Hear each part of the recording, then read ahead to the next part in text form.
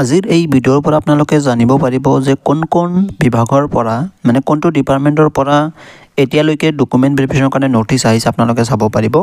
এইটো হৈছে panchayat and rural ডেভেলপমেণ্টৰ পৰা আপোনালোকে যিটো চাইছে। বাকী ইয়াতে আপোনালোকে চাইছে DME মানে ডাইৰেক্টৰ অফ মেডিকেল এডুকেশ্যনৰ ফালৰ পৰা এইটো নটিচ। যিসকলে ডকুমেণ্ট ভেৰিফিকেশ্যন কৰিছিলে তেওঁলোকৰ চিলেকশ্যন নটিচ এইটো আপোনালোকে চাইছে।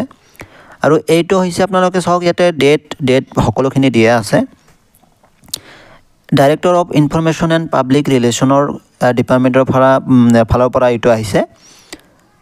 ইয়াতে আপোনালোকে চাইছে ডকুমেণ্ট ভেৰিফিকেশ্যনৰ ডেটখিনিও দিয়া আছে বাকীখিনি। আৰু এইটো হৈছে আপোনালোকে চাওক director of Assam institute of research for tribal and scheduled caste. এইটো ডিপাৰ্টমেণ্টৰ পৰা নটিচ আহিছে আৰু এইটো হ'ব 13 তাৰিখত। 13 তাৰিখত ডকুমেণ্ট ভেৰিফিকেশ্যন হ'ব আৰু ক'ত হ'ব ইয়াতে লিখা আছে। ইয়াতে সকলোখিনি ডেটখিনিও দিয়া আছে আৰু কি ডকুমেণ্টছ লাগিব এইটো চাওক আপোনালোকে।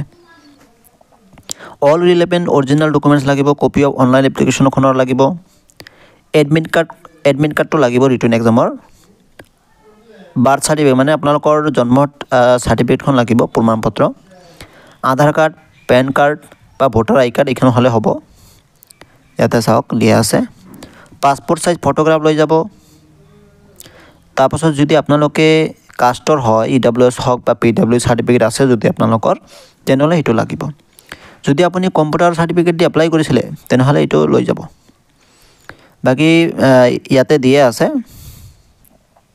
এইটোত আপোনালোকে চাইছে পঞ্চায়ত এণ্ড ৰুৰেল ডেভেলপমেণ্টৰ ফালৰ পৰা এইটো নটিচ আহিছে আৰু ইয়াৰে ডকুমেণ্ট ভেৰিফিকেশ্যন হ'ব কিমান তাৰিখে 17 তাৰিখৰ পৰা কিমান তাৰিখলৈকে হৈ থাকিব 17 তাৰিখ, 18 তাৰিখ, 19 নৱেম্বৰ এই তিনিটা তাৰিখে তেওঁলোকৰ কি হ'ব ডকুমেণ্ট ভেৰিফিকেশ্যন হ'ব।